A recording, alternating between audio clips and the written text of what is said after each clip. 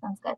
Okay, so before we get started, I wanted to also add on another activity, which is how do you personally define integrated behavioral health is? So if you're somebody who is already working in the IBH platform, it might be quite easy for you to answer this.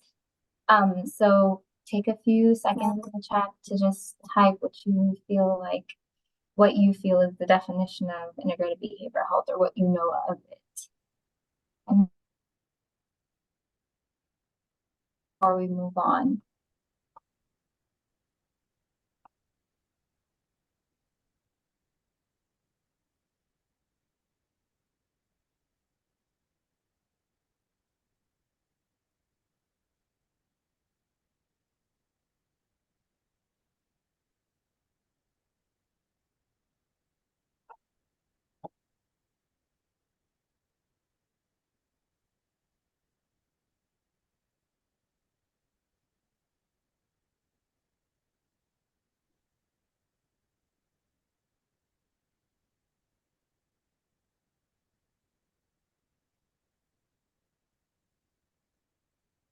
I don't know if it's my internet that's slow, but Victoria, let me know if someone responds in the chat with how you guys defend IBH.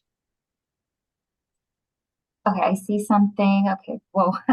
All the responses came at once for me. Thank you all for responding. Jubilee said that healthcare workers and providers working together is IBH or integrated behavioral health. Ryan said behavioral health services provided in a medical clinic that works closely with the medical providers and patients. And Stacy said providing team-based care, focusing on the clinic population. These are all really great answers. There is no right or wrong. Holistic care. Thank you all for participating. This is great. Moving on to the definition. So the Agency for Healthcare Research and Quality has a technical definition for integrated behavioral health that kind of summarizes everything that you want in the chat. So integrated behavioral health is a care that results from a practice team of primary care and behavioral health clinicians working together with patients and families using a systemic and cost-effective approach to provide patient-centered care of a defined population. The team addresses mental health, substance use, and behaviors that affect physical health, which are identified during primary care visits. So you guys were all right. So thank you all again. So before we move on to fully immersing into what integrated behavioral health is, and to better understand it, I think it's just important to roughly go over the difference between the biomedical and the biopsychosocial models. I think it really puts a background on why integrated behavioral health has established and why it's important.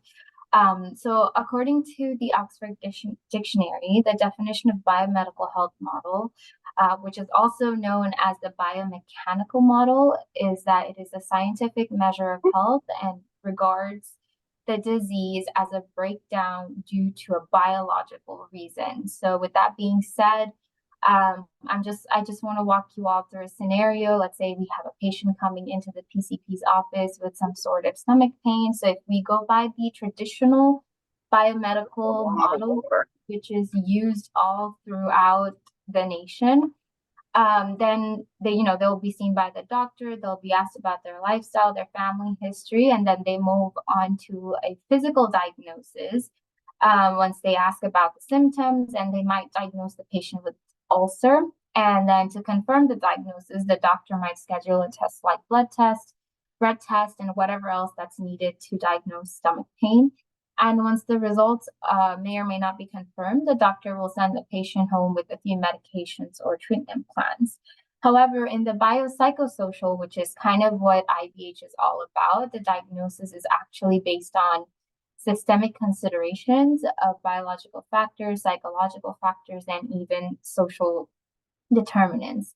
And this model actually allows us to view health from a broader perspective where our physical and mental health can affect the overall well-being of the patient. So in the same scenario, the doctor will examine the patient for any biological factors, any social factors, lifestyle, family history, and they also provide them with a biopsychosocial diagnosis.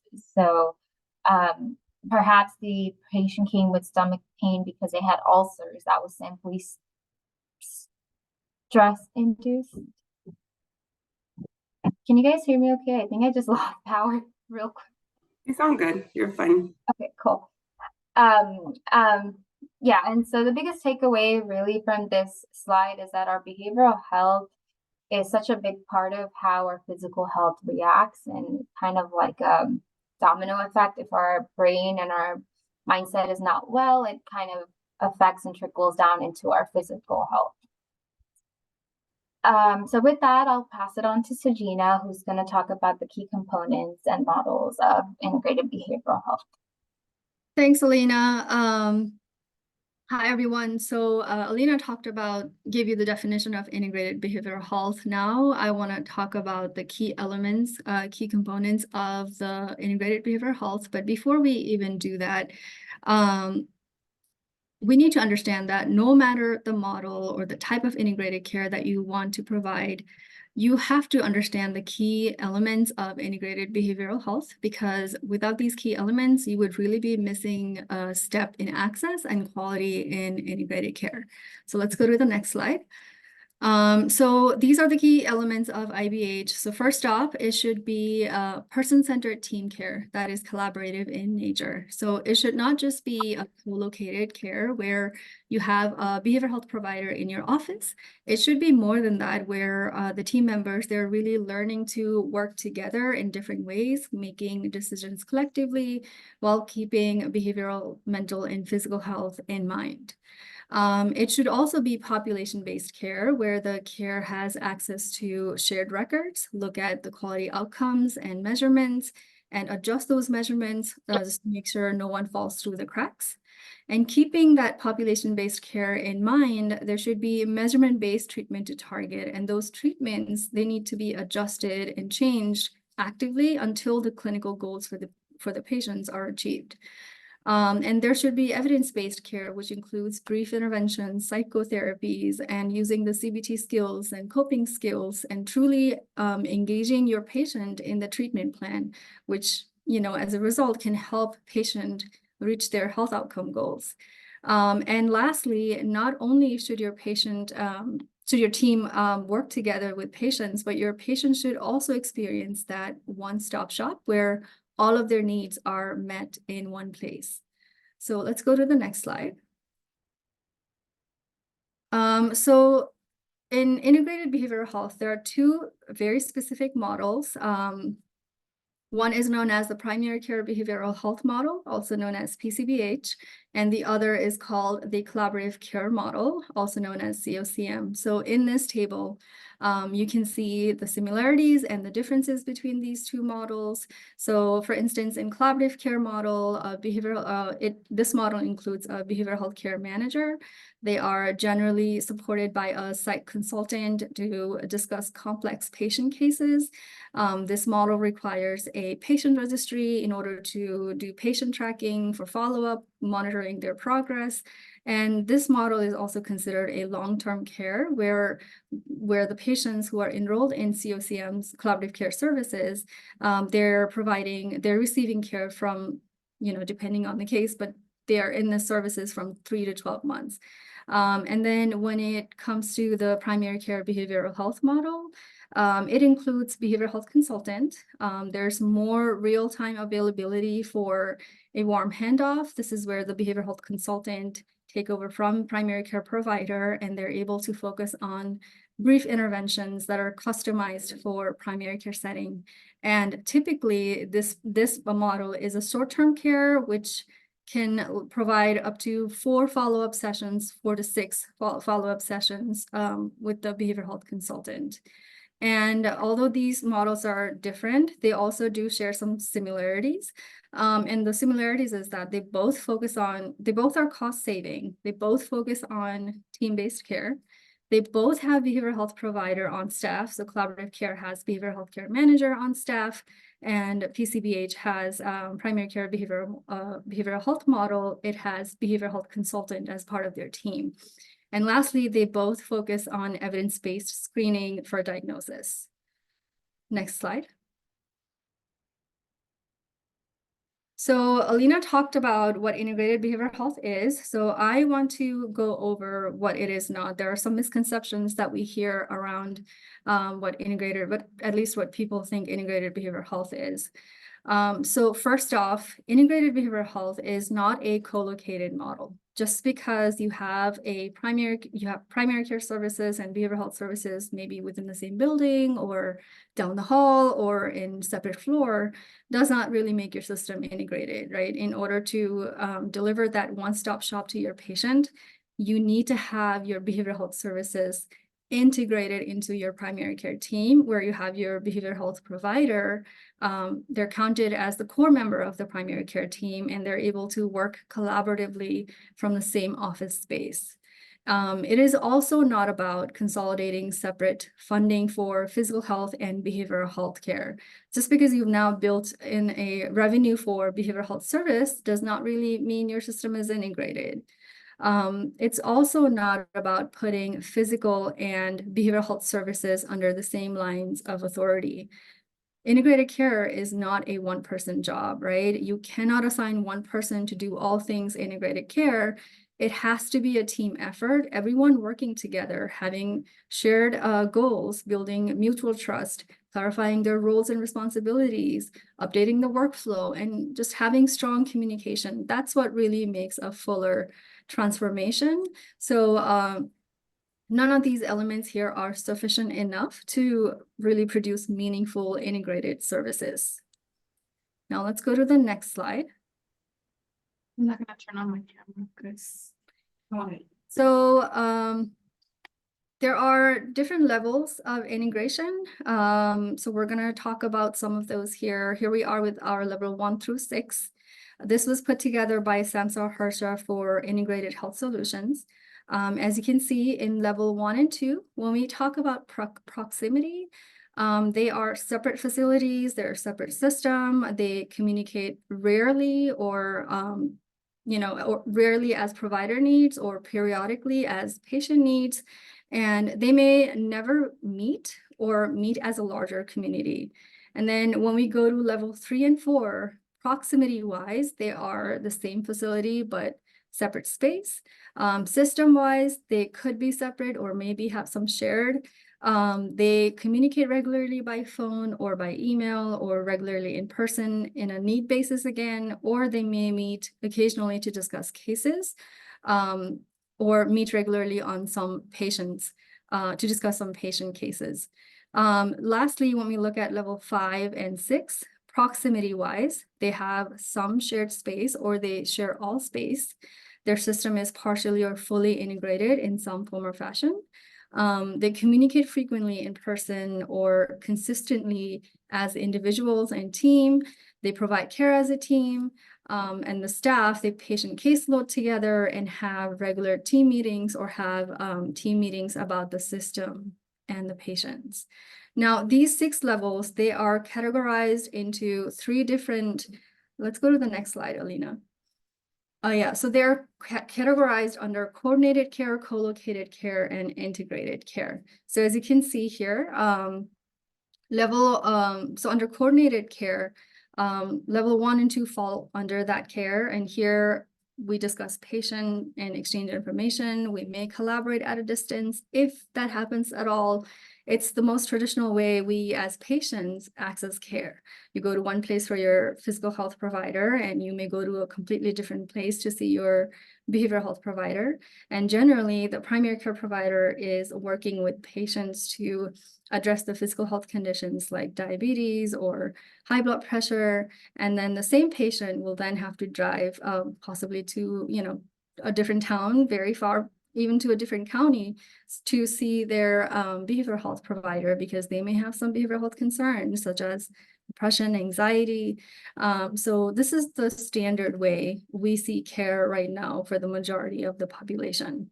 And then when we get to the co-located care, this is now level 3 and 4, and this is where you are sharing some facility space. You have behavioral health provider on staff. You may share some scheduling staff and some scheduling software. It means that as a patient, these services are both in the same office. When patient walks in, they check in at the same place. Today, their visit could be with the primary care provider, but then in 2 weeks, they may have a visit with the behavioral health provider. Both providers are aware that there are patients on both sides, and they may even occasionally discuss the care for this patient. But again, they're separate. We have primary care provider solely addressing the physical health conditions like diabetes or high blood pressure. And then we have behavioral health provider taking care of depression, anxiety, the behavioral health conditions. And then when we get to the integrated care, we're talking about full, practice transformation. And you are truly merging your team together to work together in one shared space, patients, and outcomes. So when we start talking about integration, we're putting the providers together. They are working together with the patient to improve their health and their health outcomes. And that's really a fuller transformation, right? Merging of practices and improving care at level 5 or 6. Let's go to the next slide. I realize I've been talking for some time now, so let's do a quick activity here. So here's a question. Which level of integration is described below? Interdisciplinary teams working to meet the needs of the general population in primary care. We have 4 options. I want you to open up your chat box and type in what you think, what level of integration is described in that definition.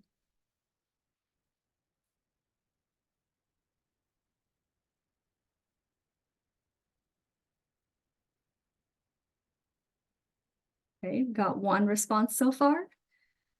Got C, A, B, B.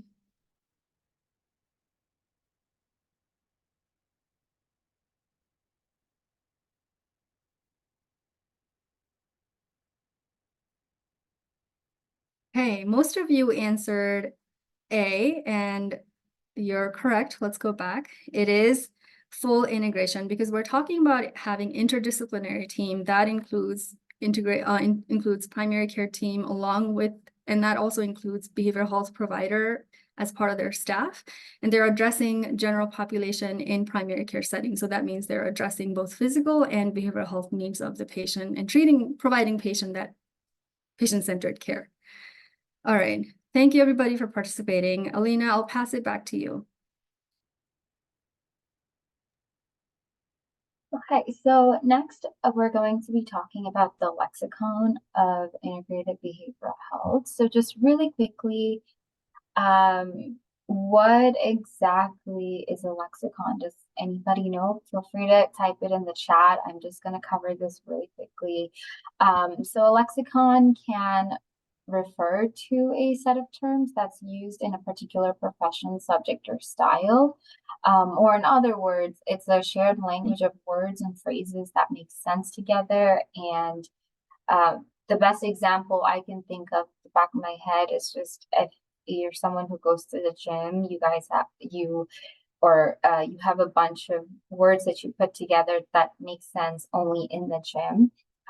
So just like that, integrated behavioral health also has a lot of terms that make sense together. So in the next few slides, I'll talk about the benefits of lexicon and we'll briefly cover a few examples.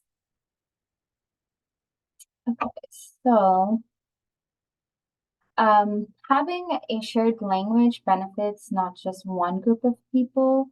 As you can see here, there's so many people who benefit from this. It benefits clinicians and medical groups, patients and families, health plans, and even policymakers and business models. So how does it help clinicians and medical groups specifically? So it helps them because they are the individuals that are conducting and acting on integrating their systems. So if they're not familiar with the shared language that comes with integrated behavioral health, then their communication will be off, which can impede the new system that they're trying to apply. And if the team doesn't understand what's going on, then everything they do just happens to be done in vain, right?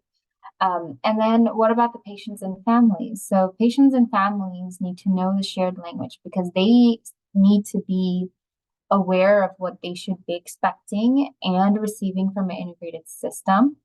And on top of that, the patients can actually optimize and improve their quality of life if they can fully comprehend the recommendations from the doctors. I guess you can say medical literacy in some aspects. And then for health plans, they need to be able to understand what they require of a clinic to provide to their health plan members. And just to elaborate on that, they just need to have a common understanding by needing to know what to look for if they are the one providing the services and how well do they understand the functions to accurately price them and cover certain diagnosis and services. And lastly, for policymakers and business models, they need to know these set of terms because if they're going to be actively advocating to promote more integrated system, and this can just be even for just one clinic on a state level or even on a national federal level, they need to be able to know what they're promoting, what they're advocating for, what they're standing for, and just how to communicate that and carry that out to convey why integrated health is really important, right? So as you can see, a shared language can be beneficial to many groups for different yet very important needs. And it's important that you too, as someone who is interested about learning about integrated behavioral health, or you're planning to implement this at your clinic or at your organization, to know some of the most common and important terms. So in the next slide, I just have a few examples. So most of these Sujina just covered in the key components aspect. So IBH is the acronym Integrated Behavioral Health. PCBH is the primary care behavioral health model that she discussed. COCM is collaborative care model. BHP stands for a behavioral health provider. And then there's also warm handoffs and brief intervention. So these are some very common terms. There are more. And so that's why I wanted to ask you all as our audiences and participants, can you take a few seconds to share what are some other examples of IBH lexicon that you know of? It can be a simple term as warm handoffs, or it can be brief interventions or specific brief interventions, if you will. So please I'll try to review the chat. So please take a few seconds and let me know.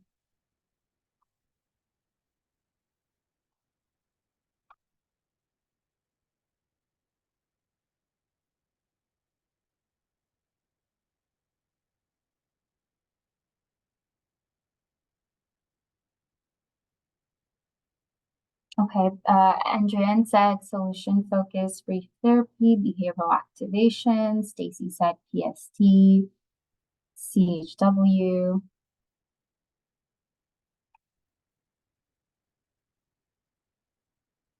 Yeah, these are all great examples.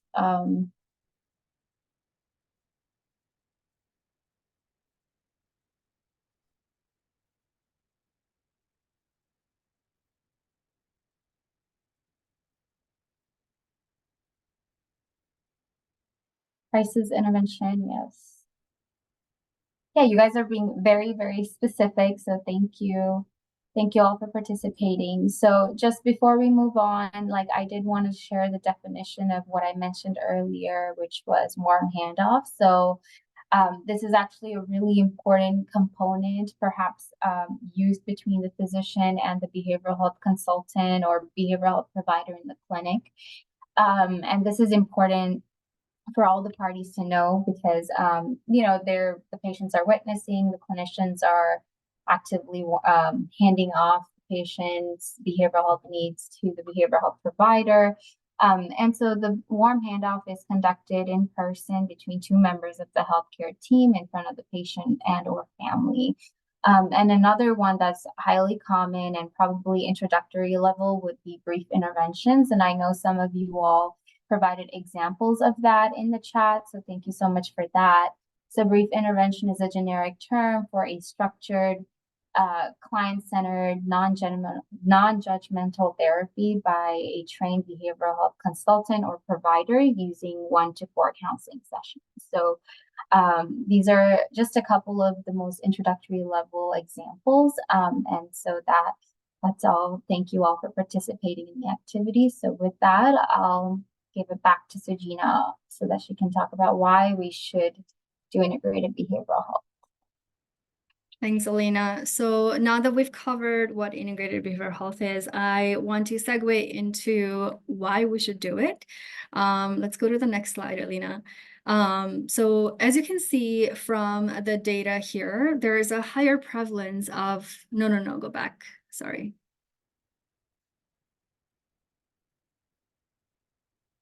Yeah, this is it. Thank you. So looking at the data here, you can see that there's a high rate of depression on those that are diagnosed with advanced cancer.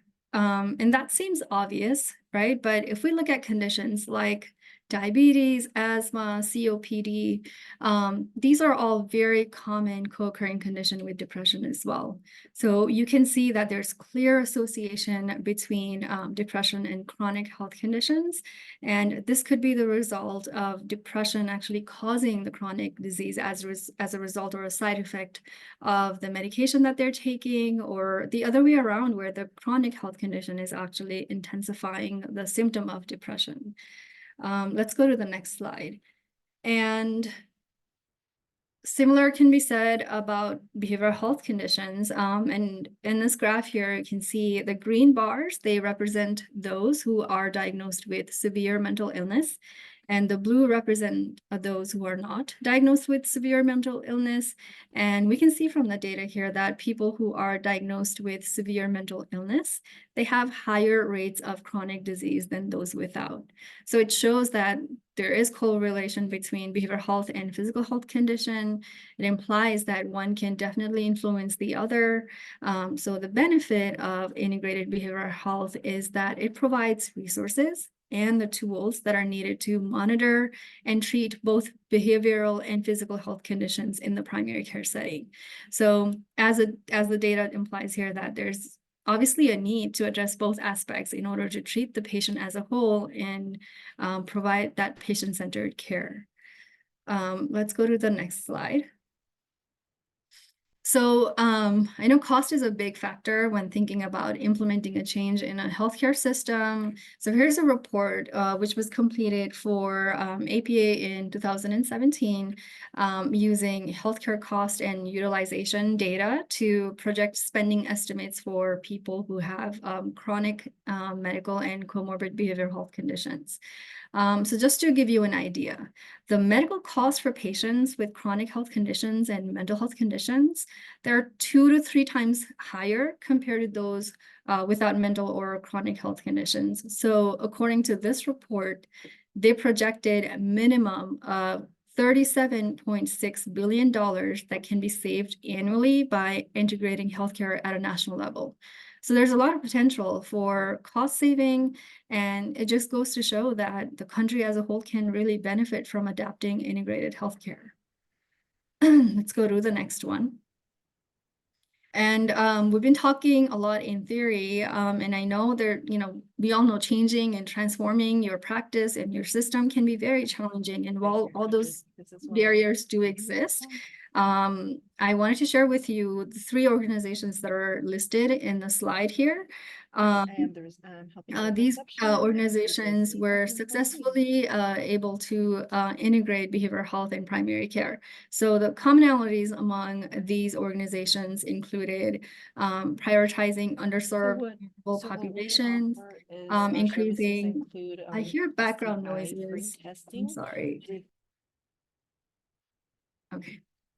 So yeah, the commonalities included prioritizing underserved vulnerable population, increasing community collaboration, ensuring strong leadership early in the process, implementing a team-based approach, including your patients as an active participant, diversifying the funding sources, and implementing data-driven best practices. So this is obviously not an extensive list, but I just wanted to share this with you all to show that there are, proven evidence that this can be done. So let's go to the next slide.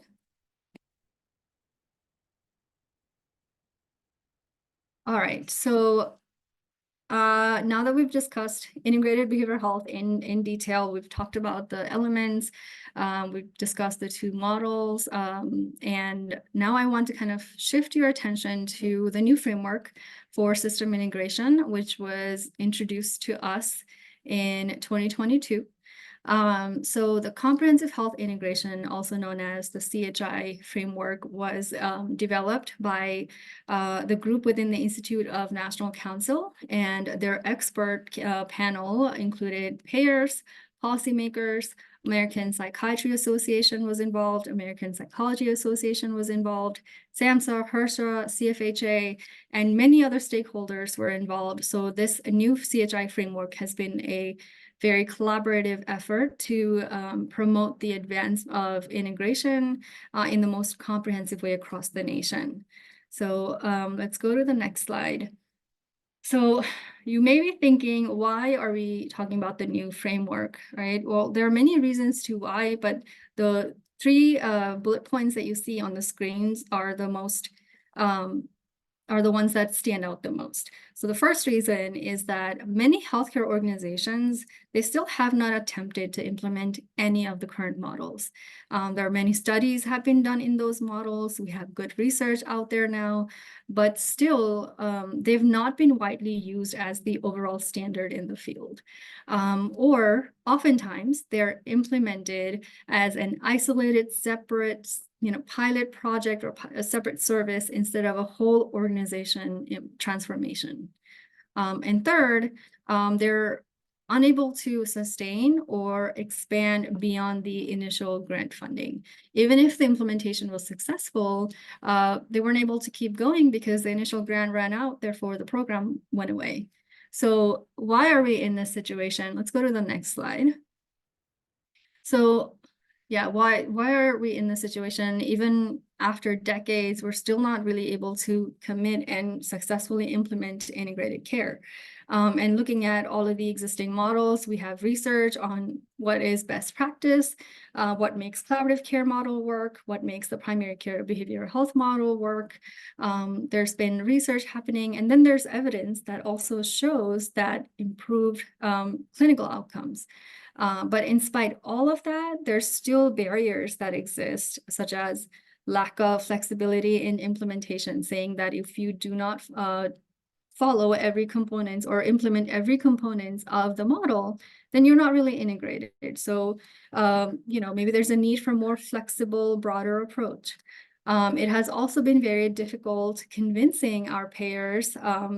They like the idea and are willing to pay for it, but we're not able to show value on how integration is really improving performance measures. And because we do not have a way to connect our integrated care to its true value, and our payers, they really want to see value. They want to find integrated care program that actually demonstrate people get better, but that can fall short if we do not have outcome measures. And because the payers and the policymakers, they really want to see value, and because we're not able to demonstrate those values, we don't have the financial support. So this is where the CHI framework comes in. Let's go to the next slide. So it's designed to address those barriers. This framework, it really emphasizes on bi-directional integration, that it's critical and that we need to prioritize patient-centered care. So we need to bring integration to where patient is. Therefore, it covers both physical health and behavioral health. So if you're in a behavioral health setting, you need to pay attention to the physical health need of your patients, right? And if you're in a primary care setting, you need to pay attention to the behavioral health needs of your patients in order to provide that patient-centered care. So this framework is designed to advance integration for providers, payers. It provides guidance on how to measure progress in advancing integration as you're moving from the earlier stages of integration to more advanced stages of integration. It'll help you demonstrate value that your organization has produced as you are advancing your integration. And it also provides guidance and recommendations on funding mechanisms that are appropriate for both initiating integration and sustaining it. Let's go to the next slide. So these are the main components of the CHI framework. There are 8 evidence-based domains, which are going to be your care processes that address both physical health and behavioral health. So it's designed for integrating behavioral health into primary care or primary care into behavioral health. And it lists the exact task of what you need to be doing with some flexibility. Then there are 3 constructs, and they're called integration construct. If I were to put this in a simpler way, think of those as 3 buckets that you could be in with your integration process. So you could be at the beginner bucket, intermediate, or advanced as you do the self-assessment on those 8 evidence-based domains and see which bucket you fall in. So there's flexibility here. It's not as rigid as the SAMHSA's 6 levels that I showed you earlier. It also includes integration metrics, which will allow you to connect your progress to the metrics. And lastly, the integration payment methods. So these are the main components of the framework. We're not discussing this framework today. I just wanted to show this to you very briefly.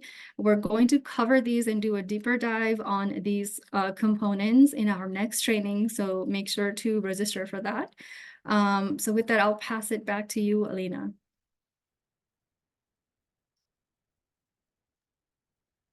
As Sajina mentioned, she did a great job just giving a play-by-play of the CHI framework. So we just wanted to show you the 8 new evidence-based domains for the CHI framework, which are, again, the care processes. So just to say them out loud, one of the domains is multidisciplinary teamwork. It focuses on prevention and treatment of common conditions.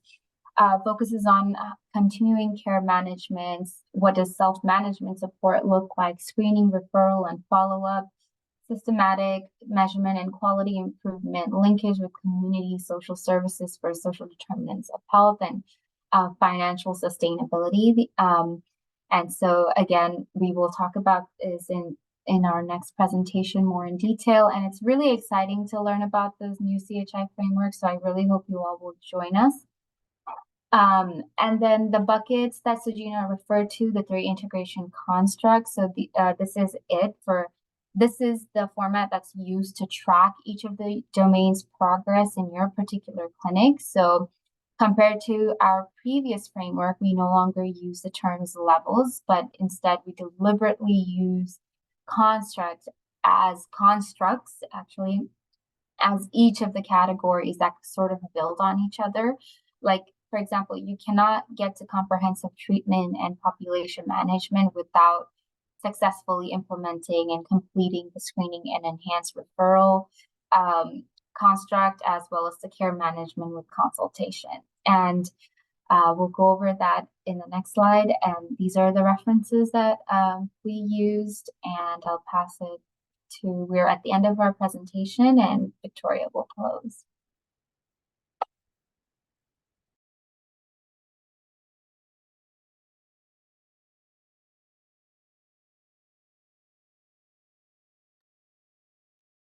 Victoria, do you want to close the session? Yeah, so the next steps, I'll be sending out a follow-up email, which is why we were taking attendance. So if I happen to message you saying that I need your full name, if you could just respond.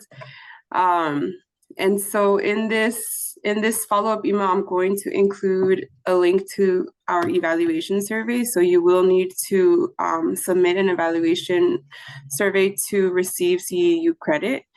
And then I'll also include the link to our next IHCI training, which is going to be part 2 of what Alina and Sujina just covered, which is the constructs and domains of the CHI framework.